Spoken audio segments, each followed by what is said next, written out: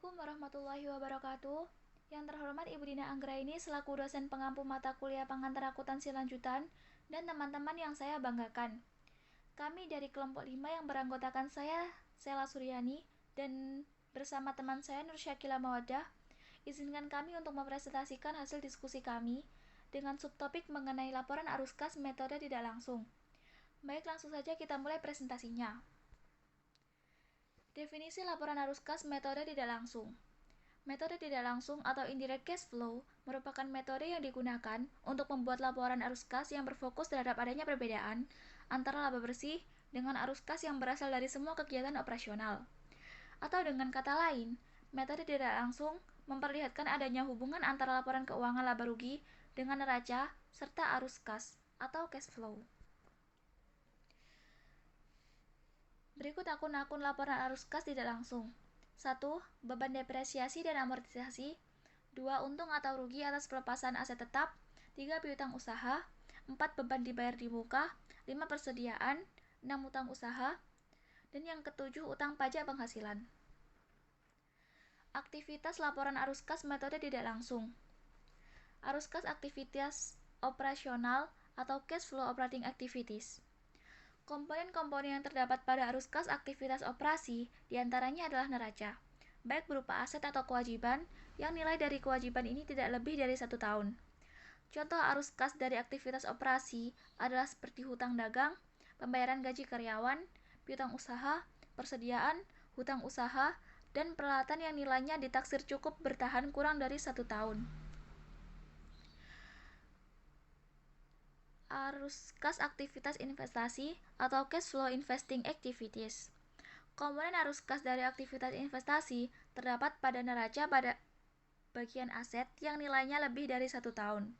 Contoh arus kas dari aktivitas investasi dari aset ini adalah seperti tanah, kendaraan, gedung, mesin, hak paten, dan masih banyak lagi yang lainnya. Arus kas aktivitas pendanaan atau cash flow financing activities. Selanjutnya, komponen neraca pada bagian kewajiban yang nilainya lebih dari 1 tahun merupakan termasuk dalam arus kas aktivitas pendanaan. Contoh arus kas dari aktivitas pendanaan seperti penerbitan saham, baik berupa saham preferen atau biasa, penerbitan surat berharga obligasi yang sudah jatuh tempo lebih dari 1 tahun. Kas dari aktiva pendanaan merupakan kas yang erat kaitannya dengan masalah penambahan atau pengurangan pada modal perusahaan. Transaksi yang berjalan non-cash tidak bisa dimasukkan ke dalam laporan arus kas. Sebagai contoh, pembelian sebidang tanah yang dilakukan perusahaan dengan hanya memberikan 3 buah mobil atau menukar tanah dengan saham biasa. Baik, pemaparan selanjutnya akan dilanjutkan oleh teman saya Nur Syakila Mawadah. Saya Nur Syakila Mawadah akan melanjutkan materi yang telah disampaikan oleh saudara Sela Suryani. Penyusunan laporan arus kas. Pada metode tidak langsung, penyusunan dilakukan berdasarkan laporan laba rugi dan neraca. Dengan metode ini, laba atau rugi bersih harus disesuaikan dengan cara mengoreksi pengaruh dari transaksi bukan kas, penangguhan atau akrual dari penerima atau pembayaran kas untuk kegiatan operasional di masa lalu dan masa depan, serta unsur penghasilan atau beban yang berkaitan dengan arus kas investasi atau penerimaan. Cara membuat laporan arus kas metode tidak langsung. 1. Membuat laporan laba rugi. Membuat laporan laba rugi yang akan menghasilkan sebuah data untuk mengetahui apakah perusahaan mengalami laba atau rugi. 2. Membuat laporan neraca. Membuat laporan neraca yang bertujuan untuk mendapatkan data dari aktivitas keuangan perusahaan pada masa periode yang sedang berjalan. 3. Melakukan penyesuaian terhadap laba bersih. Dari penyesuaian ini akan menghasilkan arus kas dari aktivitas operasional kas yang berasal dari aktivitas operasional termasuk ke dalam laporan arus kas metode tidak langsung. 4. Melakukan pengecekan terhadap pengaruh transaksi bukan kas. Setelah mendapatkan nilai arus kas dari aktivitas operasi, kemudian mencari kas pendanaan dan investasi dilakukan dengan cara melakukan pengecekan terhadap pengaruh transaksi bukan kas. 5. Menyusun laporan arus kas. Setelah melakukan semua langkah sebelumnya sampai pada langkah terakhir yaitu menyusun laporan arus kas. Keuntungan metode tidak langsung berfokus pada perbedaan antara laba bersih dan arus kas bersih. 2. Menguntungkan hubungan antara laporan laba rugi neraca dan laporan arus kas. 3. Biaya leboh murah. 4. Tidak perlu menyiapkan laporan perlengkapan seperti yang harus dibuat jika menggunakan metode langsung. 5. Berdasarkan survei, hampir 98% perusahaan pada umumnya menggunakan metode tidak langsung. Berikut adalah contoh laporan arus kas metode tidak langsung. Pernyataan SAK yang menjadi acuan pencatatan pelaporan dan pengungkapan laporan arus kas. Tujuan pernyataan ini adalah mensyaratkan ketentuan atas informasi mengenai perubahan historis dalam kas dan setara kas suatu entitas melalui laporan arus kas yang mengklasifikasikan arus kas berdasarkan aktivitas operasional, investasi, dan pendanaan selama suatu periode. Entitas menyusun laporan arus kas sesuai dengan persyaratan dalam pernyataan ini dan menyajikan laporan tersebut sebagai bagian tak terpisahkan dari laporan keuangan untuk setiap periode menyajikan laporan keuangan. Laporan arus kas melaporkan arus kas selama periode tertentu dan diklasifikasikan menurut aktivitas operasi, investasi, dan pendanaan. Entitas melaporkan arus kas dari aktivitas operasional dengan menggunakan salah satu dari metode berikut. A. Metode langsung. Dengan metode ini, kelompok utama dari penerima kas bruto dan pembayaran kas bruto diungkapkan. Atau B.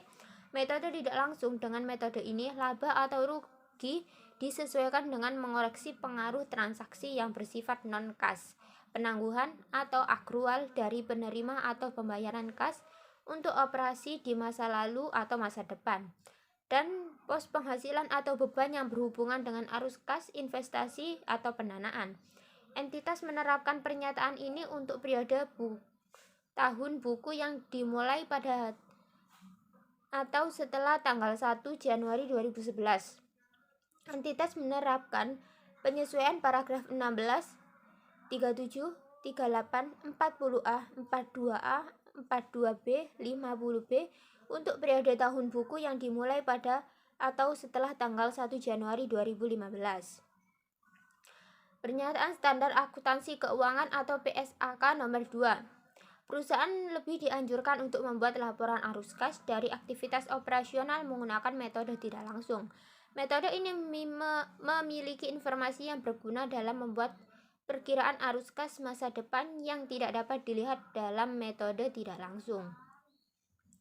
Pernyataan IAS yang menjadikan acuan pencatatan pelaporan dan pengungkapan laporan arus kas.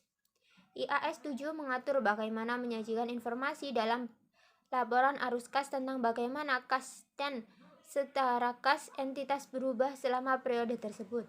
Kas terdiri dari kas giro, setara kas, dan investigasi jangka pendek yang sangat liquid yang siap dikonversikan menjadi kas dalam jumlah yang diketahui dan memiliki resiko perubahan nilai yang tidak signifikan. Pernyataan tersebut mengklasifikasikan arus kas selama suatu periode menjadi arus kas dari aktivitas operasional, investasi, dan pendanaan. 1. Aktivitas operasional adalah aktivitas penghasilan pendapatan utama entitas dan aktivitas lain yang bukan merupakan aktivitas investasi atau pendanaan. Entitas melaporkan arus kas dari aktivitas operasional menggunakan salah satu dari 1. Metode langsung, di mana kelas utama menerima kas bruto dan pembayaran kas bruto diungkapkan. 2. Menggunakan metode tidak langsung, di mana laba atau rugi disesuaikan dengan dampak transaksi yang bersifat non-kas. Setiap penangguhan atau akrual dari penerimaan atau pembayaran kas operasi di masa lalu atau di masa depan, dan item pendanaan atau beban yang terkait dengan arus kas investasi atau pendanaan. 2. Aktivitas investasi adalah perolehan dan pelepasan aset jangka panjang dan investasi lain yang tidak termasuk dalam setara kas.